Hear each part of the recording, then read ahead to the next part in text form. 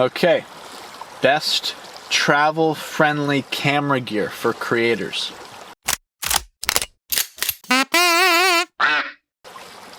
So, when I went to France in June, I believe, early June, I was kind of running and gunning, and I was using mainly this Panasonic GH5, which is not necessarily the best camera for doing travel video, but it's not the worst. And here's some things that kind of I learned, or things that I might do or do differently, or what I did, etc. while on the trip. So, one thing is getting a camera with good battery life is probably going to help, unless you want to be swapping batteries all the time.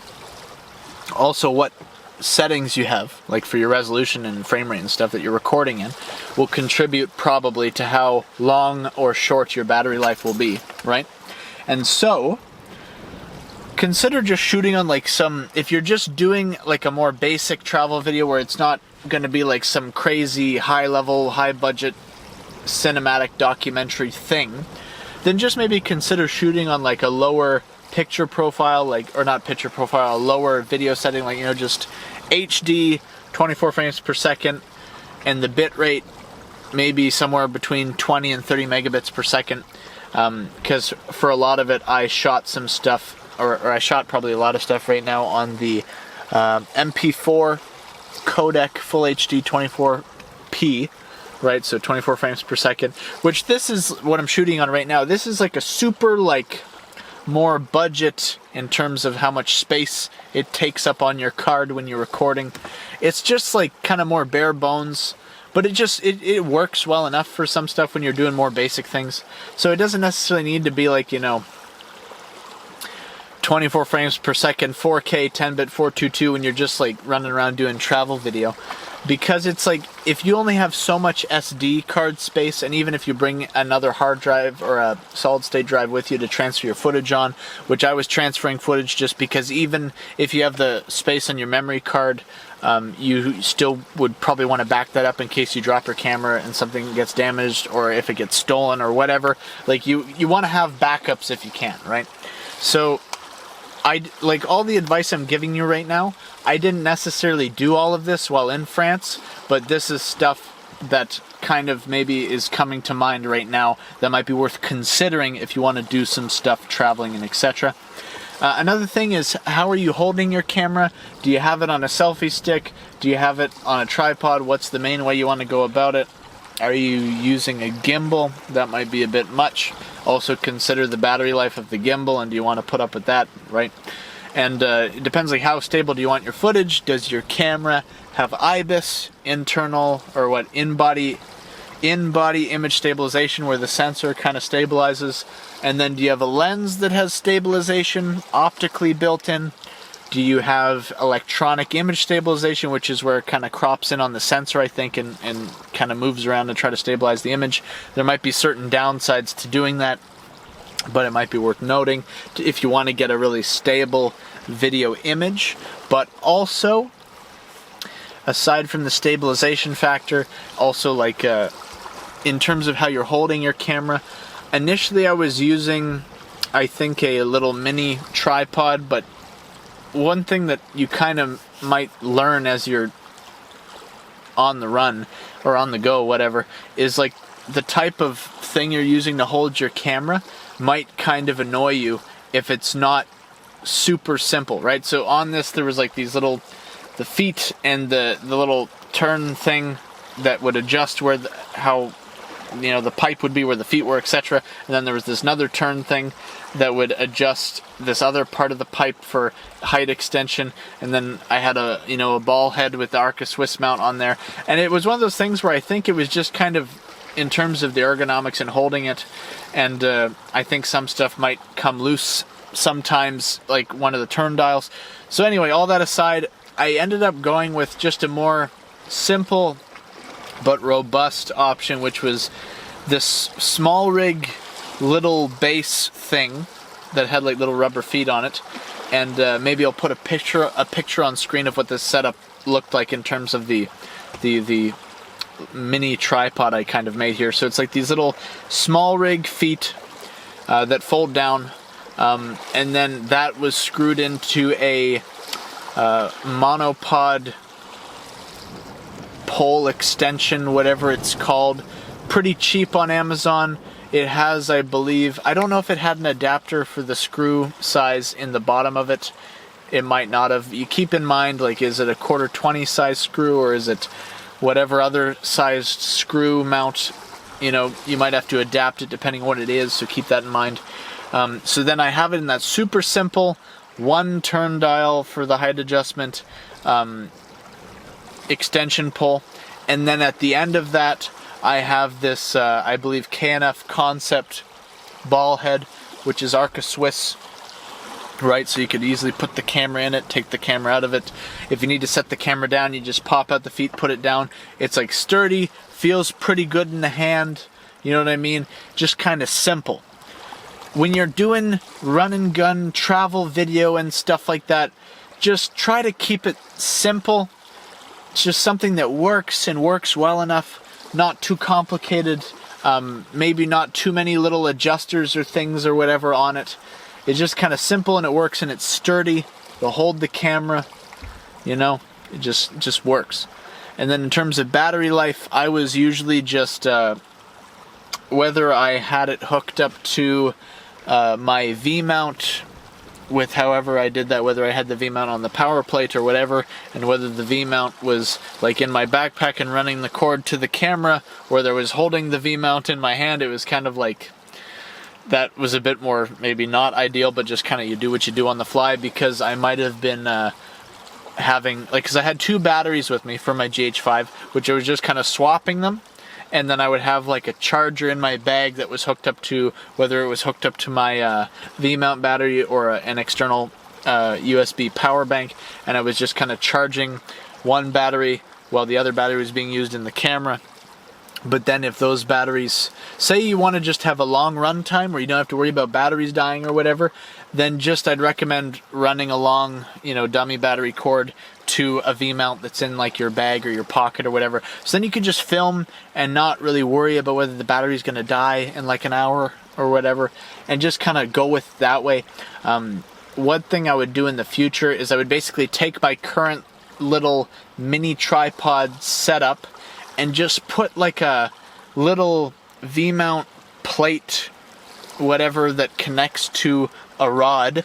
That, so you just basically have like a V-mount, whether it's a dummy adapter or whatever, a dummy mount for the V-mount on the little pole, so you could just click in the V-mount battery and run the cord up to the camera, only like, you know, a foot or whatever the distance is, and you just have it all in your hand, and you're good to go. You don't have to run a cord to your bag or whatever, and just swap out the V-mount battery as you go, however you want to go about that.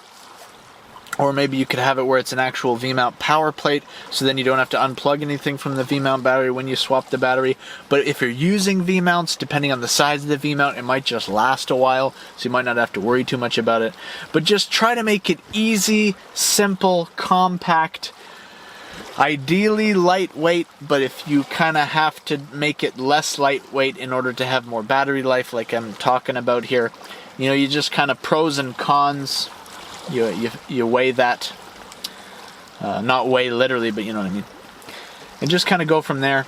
Try to have a lens that is a good all-around lens. You might not want to be swapping lenses too much on the fly. Right now, currently using a 12-35 f2.8, I believe. This is the one of the Panasonic lenses, I believe, the Lumix lenses. It's a micro four thirds system, so keep in mind 2 times crop factor, so that's about a, was it a 24-70, and again the f2.8 on micro four thirds, that's not a full frame equivalent aperture.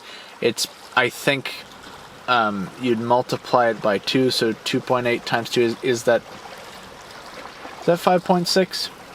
Full frame equivalent. So if it was an f2 constant aperture, that'd be a full frame equivalent of an f4 aperture, I think. Due to the crop factor stuff, these things are worth considering. How much background blur do you want? That's going to probably come into play when you're picking your lenses. Do you want to have a lens that can zoom, or do you want to just use a prime lens that doesn't zoom, but it might have a higher aperture, so essentially a tinier aperture number, which is more light, more background blur, etc. The autofocus of the GH5, not the greatest, right? But if you were to get a newer, Panasonic Micro Four Thirds camera like the GH7, as far as I understand, the autofocus is much better now, more preferable. But again, the weight of these cameras, if that matters, consider that. Nowadays, if I were to go back to France and do the travel video vlogging and stuff like that, ideal setup for me would probably be my current mini tripod with the V-mount, battery mount, whatever, on that mini tripod. So you put the battery in there, run a dummy cable, or run a cable to a dummy battery, and then the camera I would have is probably Canon R50V with a lens that has hopefully good lens stabe. So whether if I adapted it to a Sigma EF 18 to 35, I don't know if that has good lens stabe. I'm kind of just hoping or assuming it does. I've heard some good things about that lens, I believe, in terms of the image quality.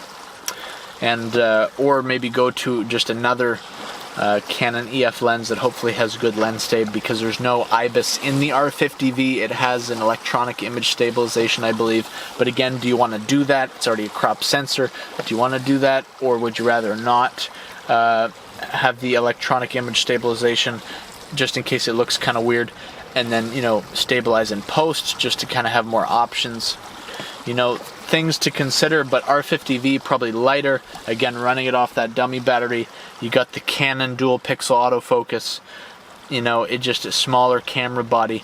Have just a good shotgun mic on there. What I used when I was in France is the mic I'm using right now, which is the Comica VM30, I believe, and just have like the dead cat on there, that fluffy thing, and the dead cat's on top of the actual foam cover thing, and just kind of go around with that. Just kind of a catch-all system, hopefully is just good enough for what you're doing. Just consider that, but feel free to just look into whatever options you're considering depending on your budget and stuff like that. Okay, did I talk about the point that I said at the beginning?